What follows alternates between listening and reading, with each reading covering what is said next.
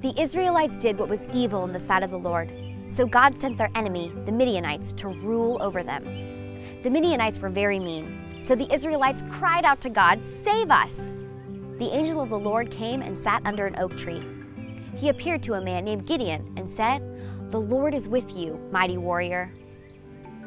Gideon was afraid. His family was the weakest family in his tribe, and he was the youngest son in the family.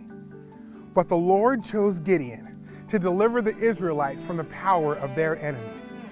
He assured Gideon, "I will be with you." That night, God told Gideon to tear down the altar to a false god. Gideon obeyed God, but Gideon did it at night because he was afraid of the men in the city. The next day, the men in the city saw that the altar was torn down. "Who did this?" they asked.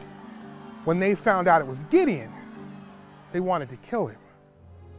Sometime later, Israel's enemies gathered together, so Gideon blew the ram's horn. An army of men gathered behind Gideon, ready to fight. Gideon wanted a sign from God. "If you will deliver Israel by my hand, as you say, I will put fleece on the ground. If the fleece is wet with dew, but the ground is dry, I will believe you."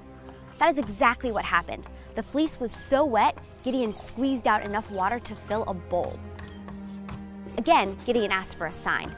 This time, the fleece was dry and the ground was wet. God told Gideon that his army was too big. Gideon let anyone who was afraid to go to battle go home. 10,000 men remained.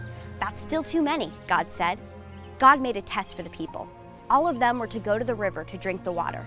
Anyone who knelt to drink water was sent home, but whoever lapped the water with his tongue stayed there. 300 men remained. The next day, the army carried torches, blew their trumpets, and shattered pitchers before running toward the camp of Midianites. God gave Israel the victory, and everyone in the Midianite army ran. Gideon and his army chased them away. The Israelites said to Gideon, "Rule over us, for you delivered us from the Midianites." Gideon said, "No, God will rule over you." But after Gideon died, the Israelites did not remember the Lord who had delivered them from the power of their enemies.